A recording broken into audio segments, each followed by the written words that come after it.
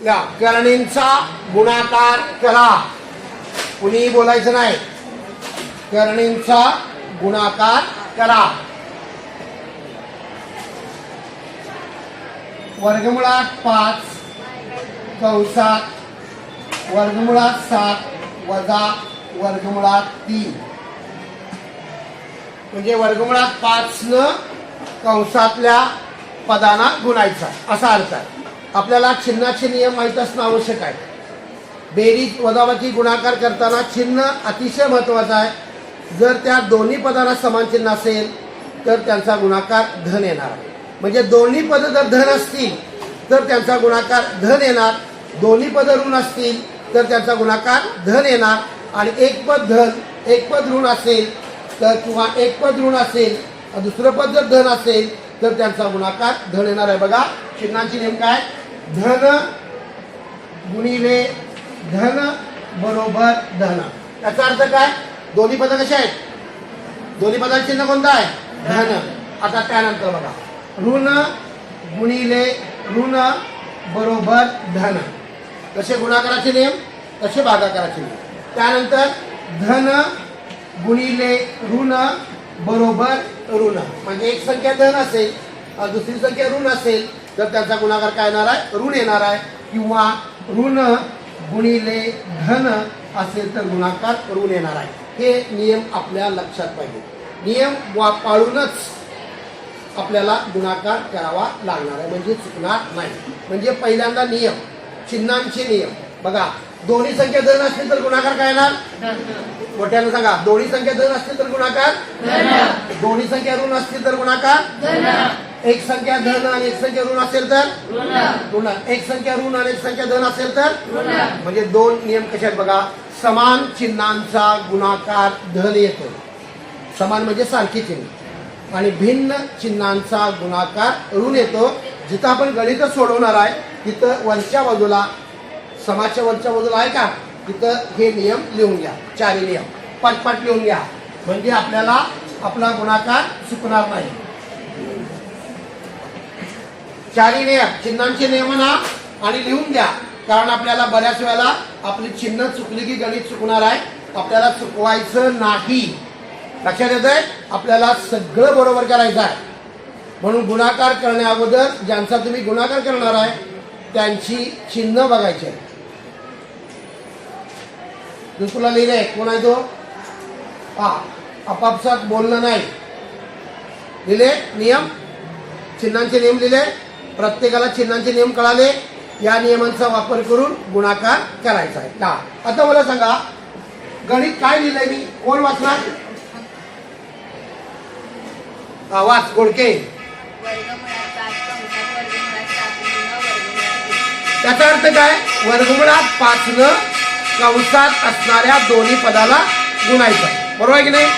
कळसलेकर सांग. आता मला सांग गुणाकार करताना काय समान पाहिजे. कोटी.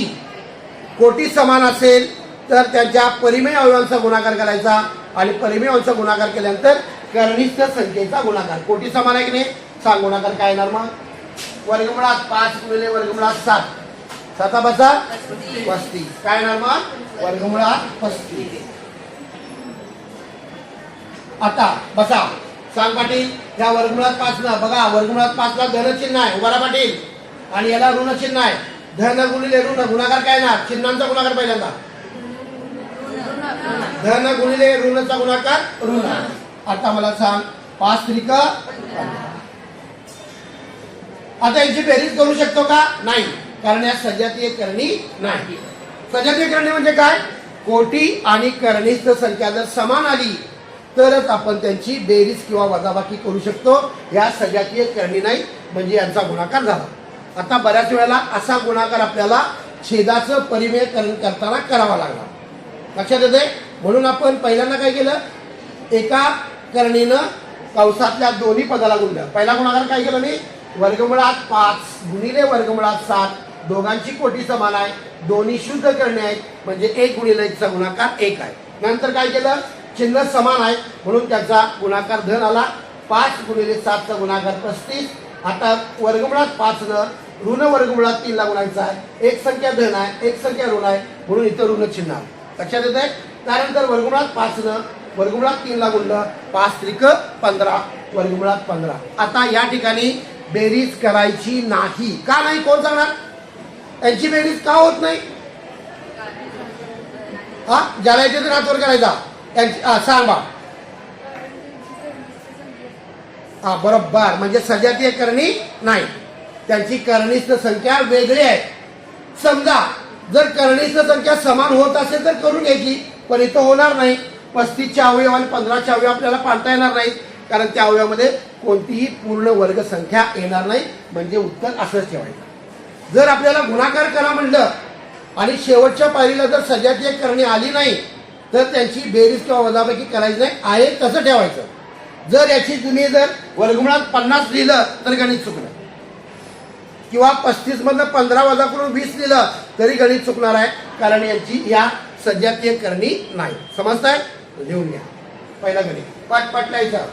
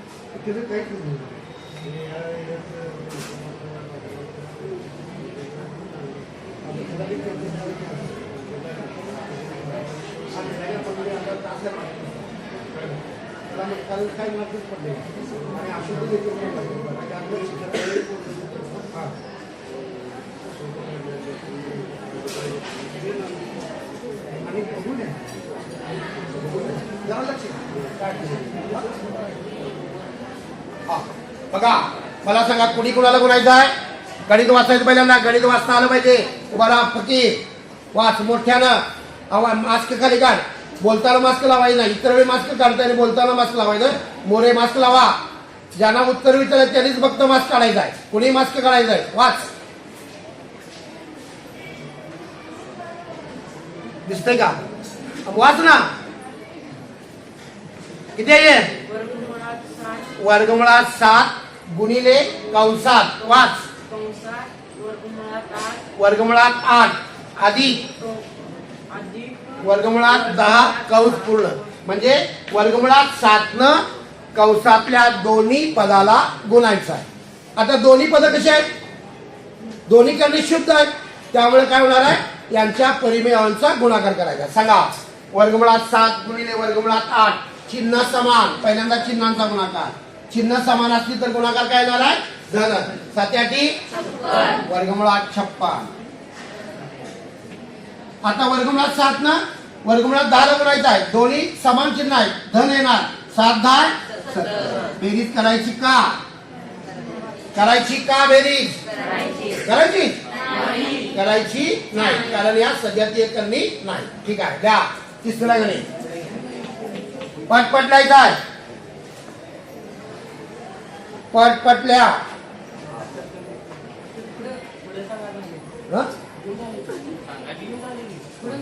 आता गणित सांगायचं मला. तुम्ही स्वतः किमती बदलायचं आणि गणित सांगायचं. प्रत्येकाला सांगता आलं पाहिजे गणित. कोण सांगणार? लगेच सांगणार का? सांग बा. चिन्ह बदलायची. मग चिन्ह बदल किंवा संख्या बदल सांग मोठ्यानं. वर्गमुळात 3 वर्गमुळात 8 वजा 10. ठीक आहे, करा गणित. पाठ सोडवायचं. वर्गमुळात 3 न कंसातल्या दोन्ही पदाला गुणायचं आहे. मोरे बोलायचं नाही. पहिल्यांदा गुणण्या अगोदर चिन्ह बघायची. चिन्ह समान असतील तर गुणाकार धन येणार आणि चिन्ह भिन्न असतील तर गुणाकार ऋण येणार. पट सोडवा.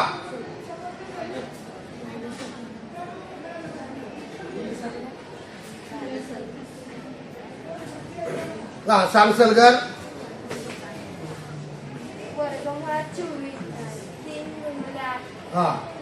आता वर्गमुळात 3 ऋण वर्गमुळात 10 ला गुणायचं आहे. इथं चिन्ह भिन्न आहे. बसा खाली. मेटकरी सांग चिन्ह काय येणार? याला धन चिन्ह, याला ऋण चिन्ह. ऋण. बरोबर. 3 10 30. वर्गमुळात 24 वजा वर्गमुळात 3 हे यायला पाहिजे, तरच आपल्याला करणीच्या छेदाचं परिमेयकरण येणार आहे, तरच त्या छेदाचं काय येणार आहे, परिमेयकरण करता येणार आहे. म्हणजे तो गुणाकार आपण आता जसा गुणाकार केला तसाच गुणाकार त्या ठिकाणी करायचा आहे. आता काय करूया आपण,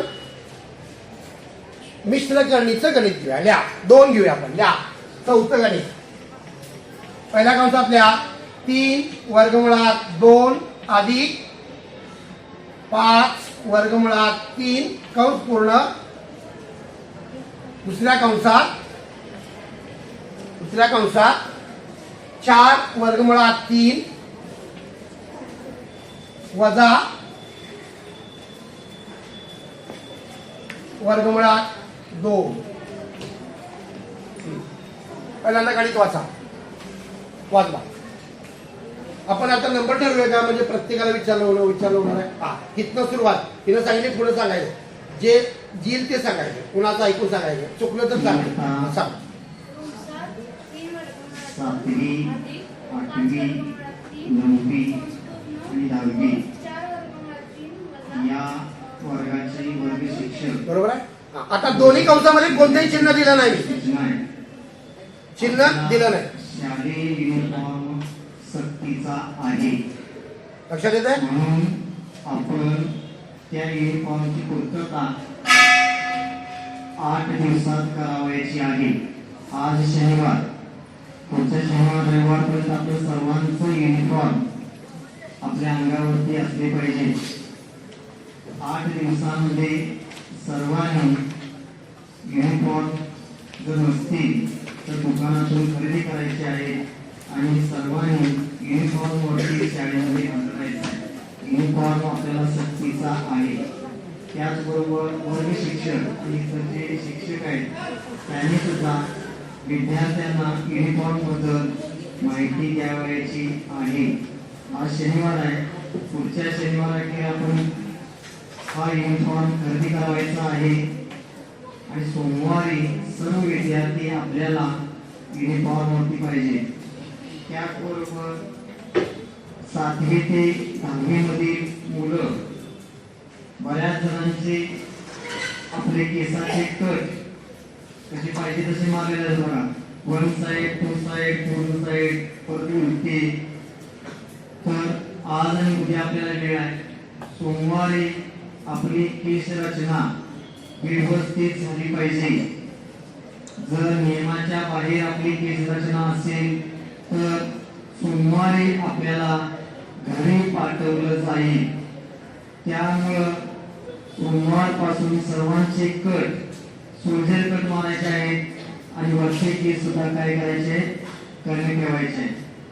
त्याचबरोबर मुलींसाठी सूचना, आपल्या 2 वेण्या आवश्यक आहेत आणि पांढरे बन. जर अशा मुली कोण सापडल्या विदाऊट वेणीच्या तर त्यांना सोमवारी घरी पाठवलं जाईल. त्याचबरोबर मुलींसाठी परत एक सूचना आहे, जीन्स आणि टी शर्ट अशा पेरामध्ये कोणतीही मुलगी शाळेमध्ये येणार नाही. या सर्व सूचनांचं सर्व मुला मुलींनी पालन करायचं आहे. त्याचबरोबर वर्ग शिक्षक आणि इतर शिक्षक जे आहेत त्यांनी या सूचना परत आपल्या तासाला या मुलांना द्यावायच्या आहेत. परत एकदा सांगतो, परवाचा सोमवार सोडून पुढच्या सोमवारपासून आपल्याला शालेय युनिफॉर्म सक्तीचा आहे. जर नसेल तर आपल्याला घरी पाठवण्यात येईल. सूचना संपली. बघा, आता पहिल्या कंसामध्ये पहिलं पद आहे, त्यानं दुसऱ्या कंसाला गुणायचं. बोल नका. परत काय करायचं, चिन्ह बघायचं. तिथं चिन्ह धन आहे, याचा अर्थ पहिल्या कंसातील दुसऱ्या पदानं दुसऱ्या कंसातल्या प्रत्येक पदाला गुणायचं. म्हणजे हे गणित कसं होणार आहे, असं होणार आहे. बरोबर आहे का? 2 वेळा होणार आहे. पहिल्यांदा पहिल्या पदानं दुसऱ्या कंसाला गुणायचं आणि दुसऱ्या पदानं दुसऱ्या कंसाला गुणायचं. म्हणजे 2 कंस वेगवेगळे लिहायचे आणि गुणाकार करून जर त्यांच्या पायरीला जर सध्या करणे आल्या तर बेरीज करायची, अन्यथा बेरीज करायची नाही. मग पहिली काय येणार बघा, 3 वर्गमुळात 2 कंसात दुसरा कंस आहे तसा लिहायचा. काय दुसरा कंस, 4 वर्गमुळात 3 वजा वर्गमुळात 2. ही पायरी समजली का? बघा, पहिल्या कंसातल्या पहिल्या पदानं दुसऱ्या कंसाला गुणलं. दुसऱ्या कंसातलं चिन्ह पद बदलायचं नाही, जे दिलंय तेच घ्यायचं आहे. मग 3 वर्गमुळात 2 हे पहिल्या कंसातलं पहिलं पद आहे. ह्या पहिल्या पदानं दुसऱ्या कंसातल्या दोन्ही पदाला गुणायचं. आता मला सांगा, पहिल्या कंसातलं दुसरं पद काय? चिन्ह बघायचं, धन आहे. मग इथं काय करणार मी? धन 5 वर्गमुळात 3 आहे तसा परत काय लिहिणार? दुसरा कंस. काय दुसरा कंस? काय दुसरा कंस सांगा? 4 वर्गमुळात 3 वजा वर्गमुळात 2. आता हा जसा तुम्ही गुणाकार केला तसा हा गुणाकार करायचा, बरोबर आहे. आता काय झालं? ही मिश्र करणे, ही मिश्र करणे. पहिल्यांदा परिमेय अवयवांचा गुणाकार, त्यानंतर करणीस्थ संख्येचा गुणाकार. पहिला गुणाकार चिन्हांचा, त्यानंतर परिमेय अवयवांचा, त्यानंतर करणीस्थ संख्येचा गुणाकार. ह्या पायऱ्या सोडायच्या नाही. पहिला गुणाकार कुणाचा? कुणाचा? चिन्हांचा, त्यानंतर परिमेय अवयव, त्यानंतर करणीस्थ संख्येचा गुणाकार. मला सांगा, दोन्ही संख्या धन आहेत. 3 चोक 12, 3 दुनी. हा गुणाकार समजला का? समजला? बघा, 3 वर्गमुळात 2 न 4 वर्गमुळात 3 ला गुणलं. ह्या दोघांना समान चिन्ह आहे म्हणून याचा गुणाकार धन आला.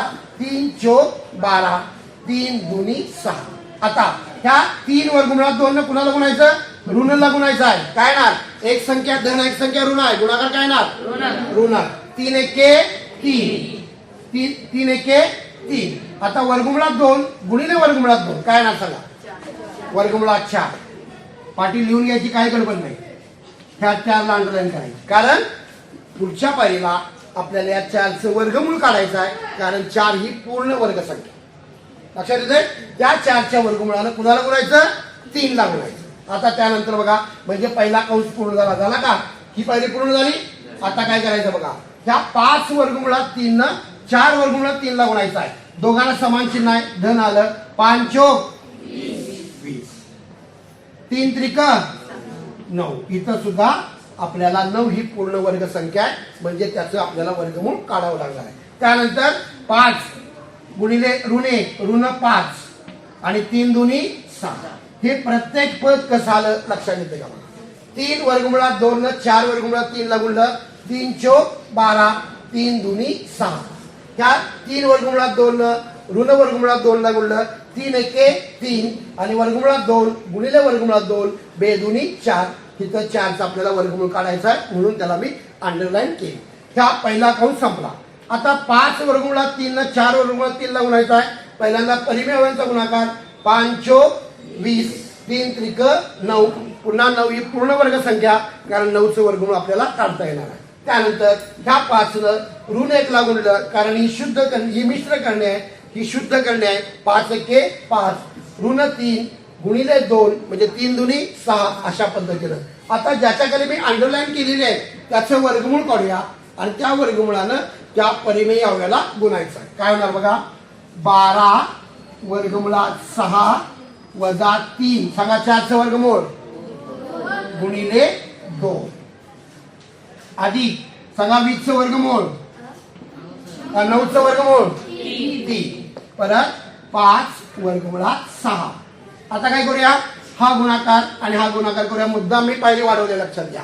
हा बरोबर 12 वर्गमुळात 6 ऋण 3 न धन 3 ला गुणायचा आहे. चिन्ह भिन्न आहे. 3 दुनी 6 आणि 20 त्रिक 60 वजा 5 वर्गमुळात 6. आता या पायरीला सजातीय पद कोणते बघा? एकसारखी पद. 12 वर्गमुळात 6 आणि 5 वर्गमुळात 6 समान आहे आणि ऋण 6 ऋण 60 धन 60 एकत्र आहे. काय करूया बघा? मग पहिल्यांदा संख्या लिहून घेऊया.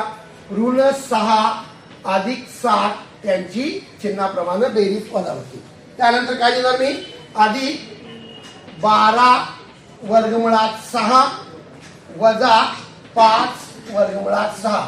जी पद सजातीय आहेत त्या पदाखाली मी अंडरलाईन केली का? कारण यांची आपण बेरीज करू शकतो. सजातीय पदांचीच बेरीज आणि वजाबाकी आपल्याला करता येणार आहे. मला सांगा, 6 ला ऋण चिन्ह आहे, 60 ला धन चिन्ह आहे, म्हणजे चिन्ह भिन्न आहे. तिथं 60 मधून 6 वजा करा आणि 60चं चिन्ह द्या. काय नाही 54. बरोबर 54. आता हा परिमेय किती आहे? हा किती आहे? 12 वजा 5 कंस पूर्ण आणि वर्गमुळात 6. आता 12 5 वजा कारण 12 चिन्ह द्या. 12 5 वजा कारण 12 चिन्ह द्या. 7 अधिक 7 वर्गमुळात 6 हे या दोन करणींच्या गुणाकाराचं उत्तर आहे. का इथं बेरीज मी का केली? तर इथं सजातीय पद मिळाली. त्या सजातीय पदांची चिन्हाप्रमाणे बेरीज करायची. बघा पुन्हा गणित सांगणार आहे. पहिल्या कंसामध्ये 2 पद आहेत, दुसऱ्या कंसामध्ये 2 पद आहेत. यांचा गुणाकार करताना पहिल्या कंसातल्या पहिल्या पदानं दुसऱ्या पदाला गुणायचं. त्यानंतर दुसऱ्या पदाचं चिन्ह घ्यायचं. त्या दुसऱ्या पदानं पुन्हा दुसऱ्या कंसातल्या प्रत्येक पदाला गुणायचं. म्हणजे 1 2 3 4 पदं मिळाली. 2 कंसांचा गुणाकार करून 4 पदं मिळाली. परत त्यानंतर जिथं जिथं पूर्ण वर्ग संख्या येणार आहे त्या पूर्ण वर्ग संख्येचं काय करायचं? वर्गमूळ काढायचं. आणि जर त्याला परिमेय अवयव असेल तर त्या वर्गमुळानं परिमेय अवयवाला गुणायचं. त्यानंतर सजातीय पदं एकत्र लिहायची, म्हणजे स्वरूप पदं एकत्रित लिहायची आणि त्यांची चिन्हाप्रमाणे बेरीज वजाबाकी करून शेवटी उत्तर लिहायचं. परत शेवटच्या पायरीला 54 आणि 7 ची बेरीज करायची नाही. 54 अधिक 7 वर्गमुळात 6 हे या दोन करणींच्या गुणाकाराचं उत्तर आहे. प्रत्येकाला प्रत्येक पद कसं आलं समजलं का? लिहिताना गणित लिहिण्याअगोदर निरीक्षण करायचं. बाबा हे 12 कसं आले, हे तरुण 3 कसे आले, याचा विचार केला तरच गणित आपल्याला समजलं. प्रत्येकाला गणित समजलं? व्यवस्थित गणित लिहून घ्या. लिहून घ्या लवकर पटपट. लिहून घ्या लवकर. बोलत बसायचं. हे तू बाहेर जायचं रे, काय तर पालकांना घेऊन ये. तुला रोज सांगायला इथं मी आलेलो नाही. काय नाव तुझं रे? सावंत. काय तू सावंत? मी तुझ्या घरातील पालकांना सांगेन. निर्लजासारखा काल पण बोललास, आज पण बोलावलाय. एकमेव काम करतोय फक्त तासाला बसून बोलायचं. व्यवस्थित प्रत्येक पद कसं आलं त्याचा प्रश्न मनाला विचारा आणि त्या पद्धतीनं आपल्या गुणाकार करा. मग लिहा. फळ्यावर बघून लिहायची काही गरज नाही. स्वतः गुणाकार करा. सांगितल्या पद्धतीने गुणाकार करत जावा, म्हणजे गणित चुकणार नाही.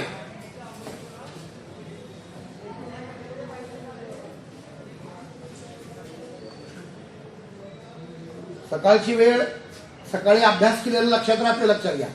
आम्ही सकाळी आता गोडके आणि सरगर दोघी पहिल्या बेंचवर बसून निवांत बोलायचं. माझं लक्ष आहे. काय बोलू तुम्हाला माहिती, बोलताना दिसते इथं.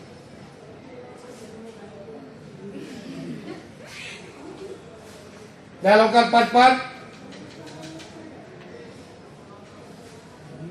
असा गुणाकार आपल्याला छेदाचं परिमेयकरण करताना करावं लागणार आहे. छेदात जी अपरिमेय संख्या आहे त्या अपरिमेय संख्येचं परिमेय संख्येत रूपांतर करायचं आहे. त्याला परिमेयकरण गुणक शोधायचं आहे. अवला लोका पाठपाठ. जे लिहून झालंय त्या प्रत्येक पदाचं जर काही शंका असेल तर विचारायचं आहे.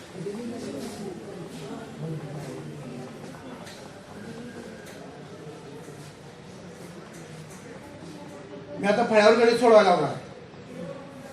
तुम्ही गणित सोडवायचं आहे आणि मग फळ्यावर सोडवायला यायचं. बघूया पुन्हा 5वं गणित.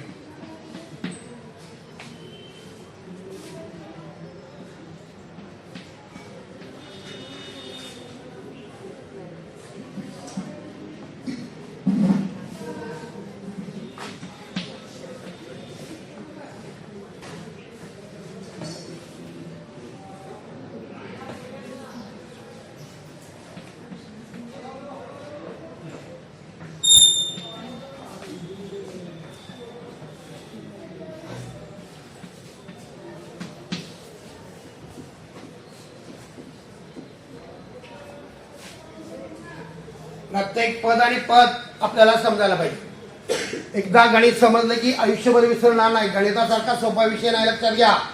वारंवार सांगितलेला आहे. फक्त वर्गात लक्ष पाहिजे. बोलत बसला तर काही समजणार नाही. कसं धन आलं आणि कसं ऋण आलं किंवा 12 कसं आलं काही समजणार नाही.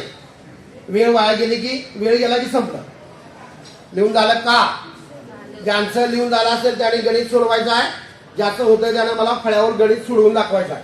पाठ आवरायचा. आज मुलांच्याच नंबर आहे, बघूया कुणाला सोडवता येईल.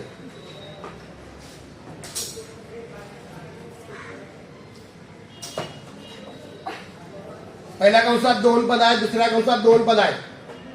पहिल्या कंसातल्या पहिल्या पदानं दुसऱ्या कंसातल्या प्रत्येक पदाला गुणायचं आहे.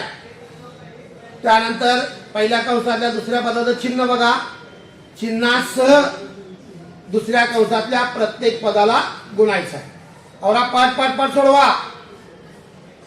फळ्यावर गणित लिहिलेलं आहे, त्या पद्धतीनं फक्त किमती बदलत जायचं आहे. सोडवलेलं गणित बघून सोडवा चालेल.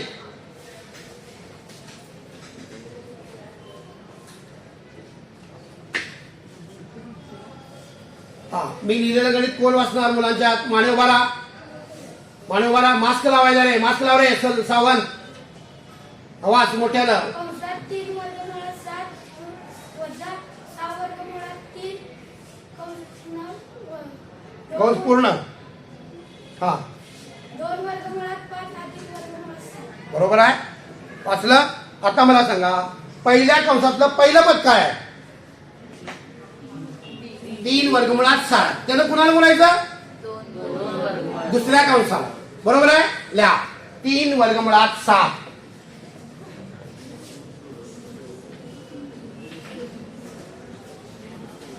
दुसरा कंस आहे तसा, कुठेही चिन्ह बदलायचं नाही, पद बदलायचं नाही. लिहिलाचं. आता कुणी गुणायचं? पाटील उभा राहा. पहिल्या कंसाचं दुसरं पद चिन्हासह वाचायचं. काय चिन्ह आहे इथं? वाच. ऋण 6 वर्गमुळात 3 दुसऱ्या कंसाला गुणायचं आहे. 2 वर्गमुळात 5 अधिक वर्गमुळात 7 कंस पूर्ण. अशी प्रत्येकानं पायरी लिहिली का? आता दोन्ही या मिश्र करणे आहे. पहिल्यांदा 3 गुणिले 2, पहिल्यांदा चिन्हांचा गुणाकार, दोघांना समान चिन्ह आहे, गुणांचा गुणाकार धनाला 3 दुनी 6. प्रत्येकाला समजलं का? 3 दुनी. आता वर्गमुळात 7 गुणिले वर्गमुळात 5 म्हणजे 7×5 हे पद आलेलं समजलं का? 6 वर्गमुळात 35. प्रत्येकाचं आलंय का? आता ह्या 3 एके 3 वर्गमुळात 7 गुणिले वर्गमुळात 7 7 49. 49 ही कशी आहे? पूर्ण वर्ग संख्या आहे का? अंडरलाईन करा, कारण 49चं वर्गमूळ काढायचं आहे. मी अंडरलाईन का केली याला? कारण 49 ही पूर्ण वर्ग संख्या आहे, म्हणजे परिमेय संख्या आहे. त्याचं वर्गमूळ आपल्याला सांगता येणार आहे. म्हणून काय करायचं? त्याच्या पुढच्या पायरीला 49चं वर्गमूळ काढायचं, त्या वर्गमुळानं 3 ला गुणायचं. प्रत्येकाला समजलं का? आता हे पहिल्या कंसाचा गुणाकार झाला. आता दुसऱ्या पदानं गुणूया. ऋण 6 न ऋण 2 ला गुणायचं. चिन्ह भिन्न, भिन्न चिन्हांचा गुणाकार काय तो? ऋण. बघा नियम लिहून दिले, 5 मिनिटापूर्वी नियम लिहून दिले तरी आम्हाला समजत नाही. ऋण 6 दुनी 12. आता ऋण 3 गुणिले 5 5 त्रिक 15. हा गुणाकार समजला का? ह्या ऋण 6 न धन 2 ला गुणलं, इथं चिन्ह भिन्न आहे म्हणून यांचा गुणाकार ऋणाला 6 दुनी 12, 3 गुणिले 5 चा गुणाकार 5 त्रिक 15. आता या ऋण 6 न 1 ला गुणायचा आहे, पुन्हा ऋण 1 येणार. बरोबर आहे. आता या 6 एके 6 ही मिश्र करणे आहे, ही शुद्ध करणे आहे, आणि शुद्ध करणीचा परिमेय 1 असतो. बरोबर आहे. म्हणजे ऋण 6 गुणिले 1 6 एके 6. आता ऋण 3 न 7 ला गुणायचा. काय ना? 7 त्रिक 21. या पायरीला फक्त 49चंच वर्गमूळ काढायचं, बाकीच्या कशाचंही वर्गमूळ निघणार नाही. बाकी सगळ्या करणी संख्या आलेल्या आहे. तसं लिहून घ्या. 6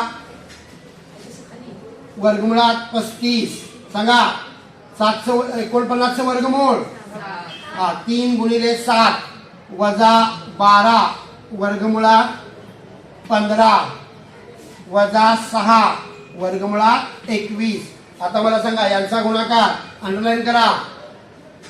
म्हणजे ती क्रिया फक्त आपल्याला करायची आहे, बाकीच्या क्रिया करायच्या नाही. बाकीच्या कोणत्याही पदामध्ये बदल करायचा नाही. काय येणार इथं? 6 वर्गमुळात 35 7 त्रिक 21 वजा 12 वर्गमुळात 5 वजा 6 वर्गमुळात 2. आता या पायरीला कुणाची बेरीज करता येते का? सजातीय पद मिळाली का? कुठं मिळाली? कोण म्हणते मिळाली तो रे? कुणाची करणीची संख्या समान नाही, सगळ्या वेगळ्या आहेत. करणीची संख्या सगळ्यांच्या वेगळ्या आहेत, म्हणजे याची आपण बेरीज करू शकत नाही. म्हणजे जर या दोन कंसाचा गुणाकार केला तर तो गुणाकार 6 वर्गमुळात 35 अधिक 21 वजा 12 वर्गमुळात 15 वजा 6 वर्गमुळात 2. तिथं कुठेही आपण करणीस्थ संख्या समान करू शकत नाही. एवढं सोपं आहे. लक्षात येत आहे? एवढं सोपं आहे. आणि याचा वापर करून आपल्याला छेदाचं परिमेयकरण करायचं आहे. शेवटला 6 वर्गमुळात 2 हा 21. हा लिहा. चुकलं तर सांगायचं. हा बरोबर. चूक असेल तर सांगायचं, चुकीचं लिहून घ्यायचं नाही. ऋण 6 वर्गमुळात 21 झालं. आता बघा, या निरीक्षण करायचं आहे आणि एकाच पायरीमध्ये गणित सोडवायचं आहे आणि त्याचं आपल्याला छेदाचं परिमेयकरण करताना छेदामध्ये गुणाकार करायचा. लिहा. वर्गमुळात 5 बोलणं बंद रे.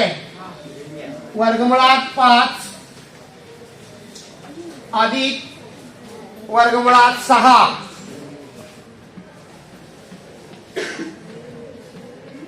कंस पूर्ण. दुसरा कंस वर्गमुळात 5 वजा वर्गमुळात 6. निरीक्षण करा. पहिल्या कंसात जी पद आहेत तीच पद दुसऱ्या कंसात आहेत का? फक्त काय बदल आहे? चिन्ह. म्हणजे ही करणीची अनुबद्ध जोडी आहे. आणि आपण ज्यावेळी छेदाचं परिमेयकरण करणार आहे त्यावेळी आपल्याला अशा पद्धतीनं छेदामध्ये करणीची अनुबद्ध जोडी तयार होणार आहे. त्यावेळी बघा, इथं आपल्याला इयत्ता 8वी मध्ये आपण जो विस्तार सूत्र वापरलं त्या विस्तार सूत्राचा वापर करायचा. काय वापर करायचा बघा, मला सांगा. ए वर्ग वजा बी वर्ग. काय सूत्र आहे? 2 वर्गांची वजाबाकी. 2 वर्गांची वजाबाकी. जर याचे अवयव काढायचे असतील तर या दोन्ही पदांचं मला वर्गमूळ पाहिजे. ए वर्गचं वर्गमूळ ए आणि बी वर्गचं. मग मी काय करणार? पहिल्या कंसात त्यांची बेरीज आणि दुसऱ्या कंसात वजाबाकी. असंच आहे का बघा? इथं आहे का? बेरीज आणि वजाबाकी. ए म्हणजे काय म्हणायचं? वर्गमुळात 5. बी म्हणजे काय म्हणायचं? वर्गमुळात 6. लक्षात येत आहे? म्हणजे आपल्याला इथं ए वर्ग वजा बी वर्ग 2 वर्गांच्या वजाबाकीचे जे अवयव आहेत म्हणजे तेच सूत्र विस्तार सूत्र आहे. त्या विस्तार सूत्राचा वापर करून गणित सोडवायचं आहे. मग मी काय लिहिणार सांगा? वर्गमुळात 5 कंसाचा वर्ग म्हणजे ए वर्ग लिहिलं. आता वजा बी ची किंमत काय घेतली आपण? वर्गमुळात 6 कंसाचा वर्ग. आता एक नियम आहे, कोटी आणि जर घातांक समान असेल तर उत्तर करणीस्थ संख्या येणार. किंवा आता वर्गमुळात 5 चा वर्ग म्हणजे वर्गमुळात 5 चा किती वेळा गुणाकार? 5 25 चं वर्गमूळ. आता 6 चा 2 वेळा 6 आहे 36 चं वर्गमूळ. डोळे झाकून असं लिहायचं 5 वजा 6 बरोबर ऋण 1. बरोबर आहे? म्हणजे इथं नियम वापरला, कोटी आणि घातांक समान असेल तर उत्तर करणीस्थ संख्या. हे जर आपल्याला कळालं नाही तर वर्गमुळात 5 चा वर्ग करा. म्हणजे वर्गमुळात 5 गुणिले वर्गमुळात 5 5 वजा 25 वर्गमुळात 25 म्हणजेच 5. तसंच वर्गमुळात 6 गुणिले वर्गमुळात 6 6 36 36 चं वर्गमूळ 6. म्हणजे नियम इथं वापरायचा आहे, कोटी आणि घातांक समान असेल तर उत्तर करणीस्थ संख्या येणार. म्हणजे इथं काय झालं? याचं उत्तर 5. म्हणजे याचा जर मी वर्ग केला तर 5 येणार आहे. याचा वर्ग केला तर 6 येणार आहे. इथं 5 ला धन चिन्ह आहे, 6 ला ऋण चिन्ह आहे. म्हणून इथं 6 मधून 5 वजा केली आणि 6 चं चिन्ह दिलं. उत्तर आलं वजा 1. समजते का? कोणतं सूत्र वापरलं? मोठ्यांचा काय वाचा जरा. ए वर्ग वजा बी वर्ग म्हणजे काय? 2 वर्गांच्या वजाबाकी. 2 वर्गांची वजाबाकी. त्याच्या अवयव काय मिळणार? कंसात दुसऱ्या कंसात. आता जर समजा एखाद्यानं पहिल्या कंसामध्ये ए वजा बी लिहिलं, दुसऱ्या कंसामध्ये ए अधिक बी लिहिलं तरी पण बरोबर, कारण क्रम बदलला तरी गुणाकार बदलत नाही. समजलं तुम्हाला? 2 पायरीमध्ये गणित आहे. असंच गणित घ्यायचं. हा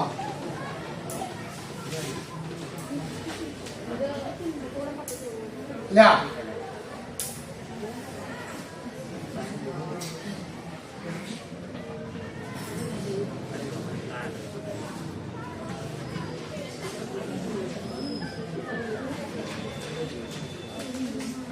लिहा पटपट लिहा.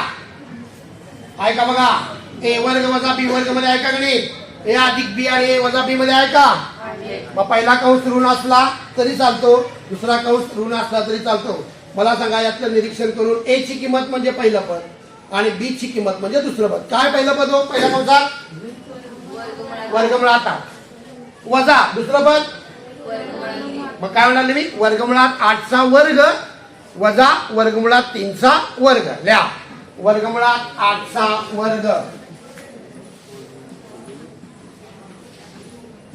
वजा वर्गमुळात 3चा वर्ग. काय ना, डोळे दाखवून सांगितलंय. दोघांच्या करणीची संख्या डायरेक्ट लिहायच्या, विचारच करायचा नाही. काय लिहिली तुम्ही? 8 वजा 3. काय वजा बाकी 5. वजा 5 कसं येणार? 8 3 वजा करायचं आणि 8चं चिन्ह द्यायचं. 8ला धन चिन्ह आहे, 3ला ऋण चिन्ह आहे. हा नेहमी लक्षात ठेवायचं, वजाबाकी करताना मोठ्या संख्येत चिन्ह म्हणजे असं उत्तर येणार आहे धन 5. समजलं? आता याचा उपयोग करून आपण काय करूया? छेदाचं परिमेयकरण. लिहा छेदाचे परिमेयकरण. छेदाचे परिमेयकरण.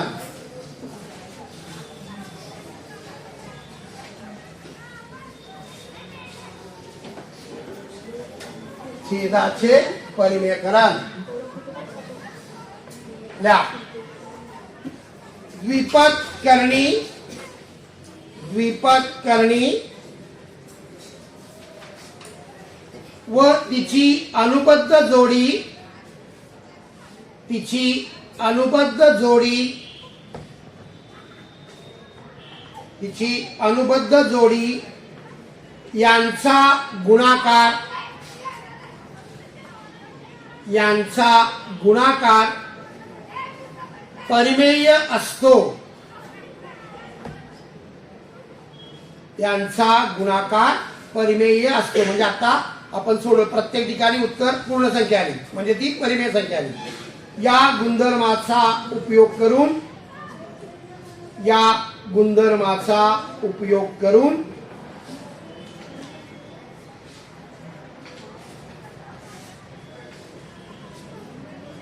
छेद द्विपद करणी असणाऱ्या, छेद द्विपद करणी असणाऱ्या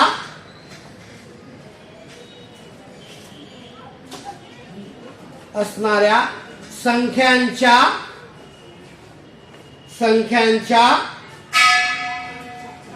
छेदाचे, संख्यांच्या छेदांचे परिमेयकरण करता येते. परिमेयकरण करता येते. गुरुवारी प्रत्येकाजवळ गणित प्रात्यक्षिक होई पाहिजे. मी वर्गातच प्रात्यक्षिक आणि गृहपाठ पूर्ण करून घेणार आहे, कारण त्याला मार्क आहे. हा माझ्याकडे नाही वगैरे काय चालणार नाही. आणि त्यातली जी प्रश्नपत्रिका आहे ती शेवटच्या पानावर चिटकवायची, त्याच्यावर काही द्यायचं नाही. फक्त प्रमाणपत्र आहे, तिथं नाव लिहून ठेवा, कारण वही जाण्याची शक्यता असते.